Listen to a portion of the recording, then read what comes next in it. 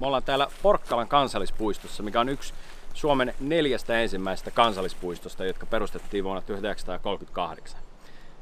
Täällä entisessä kansallispuistossa on edelleen paljon jälkiä tämän saaren historiasta, kun tämä on ollut merkittävä merenkulkijoille. Tämä on yksi harvoja saaria tässä, missä on pieni lampi, mistä on pystynyt laivat täydentämään aikanaan juomavettä laivoihinsa. Tämä Träskön saari, missä kansallispuisto aikanaan sijaitsi, niin tämä on kooltaan aika pieni.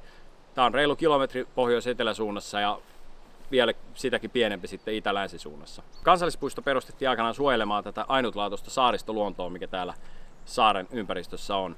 Täällä saarella löytyy edelleen jälkiä siitä merenkuluhistoriasta ajalta ennen kansallispuistostatusta. Tässä mun vieressä on tämmöinen majakka, joka on 1800-luvun loppupuolelta peräisin ja se on aikanaan ollut tärkeä navigoinnin väline merelle liikkujille. Nyt se on täällä metsän keskellä vähän niin kuin, ja eipä täältä enää kauheasti valokkaan tuonne merelle paista, kun GPS:llä ja muulla navigointisysteemillä nykyään liikutaan. Mutta tämä on mielenkiintoinen kohde, joka löytyy täältä keskeltä saarta, täältä metsän puolelta.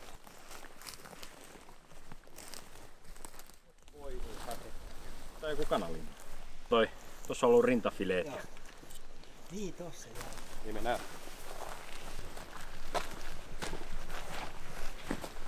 Täällä on huikeeta. Siis tää on niinku ihan... Tässä tulee ihan tämmönen niinku rupea jännittää kuin pikkupoika. Sieltä vanhat portaat. Tää on joku tutka-asema tai joku. Melkoinen paikka. Täällä ollaan tutka-aseman sisällä. Mitä tähän nyt pääsee? Aika paljon ruosteista rautaa, että saa olla jäykkäkoristukset kunnossa täällä kyllä, mutta hyvin mielenkiintoinen paikka. Tuolla on tommonen ihme tunneli. Tunnelikin tää menee tonne alas kanssa. Ja... On kyllä makea paikka täällä keskellä luontoa. Tää jotenkin tuntuu ihan siltä, että ei tää niinku kuulu tänne.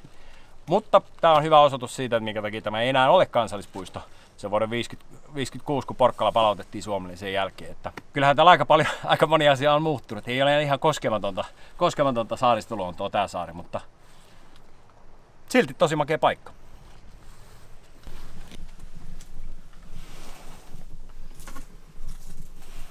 Jees, eli kun pikkupoikamainen into vähän laantui, niin ruvettiin sitten miettimään faktoja. Eli kyseessä siis ei ole tutka-asema, vaan siinä on tulenjohtotornin rauniot. Tuo tulenjohtotorni on räjäytetty tästä Huitsin kuuseen, ja se tunneli, mikä menee, niin se on kulkenut noihin päätöihin tuolla, mistä on ollut poistumiset, jos on tullut kuuma paikka ja tilanne päälle, niin sitä varten. Tää on yksi näitä merkkejä siitä, eli kun toinen maailmansota syttyi ja sitten tää jatkosodan jälkeen Porkkala-alue jäi Neuvostoliitolle vuokralle, niin nämä on niitä merkkejä siitä ajasta sitten, mitä täällä on ollut. Eli toinen maailmansota ja 56, kun tää palautui, niin tosiaan paikka oli muuttunut niin paljon, että ei tätä enää kansallispuistostatuksella voinut kutsua.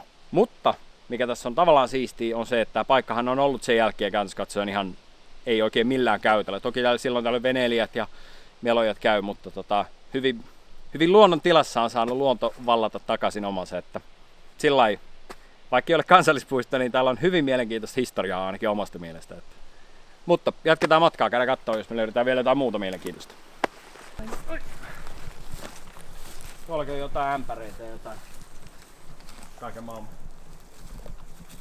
Tiedätkö mikä on huojentavaa? No. Tätä saarta ei onneksi koskaan ole sentään miinotettu. Täälläkin jotain metallia, en tiedä mitä toi on. Tätä saarta kiertää semmoinen merkitty polku, mutta tää keskiosa on aika tämmöistä ryteikköä, että täällä pääsee seikkailemaan oikein kunnolla. Onneksi tää on pieni saari, niin aina tulee rantaa jossain vaiheessa.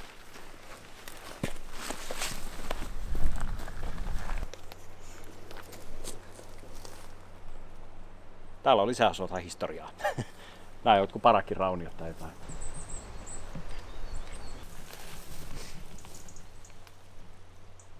Niin, se on tuossa taustalla on nyt se Träsket, mistä tämä Träskö saa nimensä, eli se makean lampi, joka tän on tehnyt merkittäväksi merenkulkijoille aikanaan.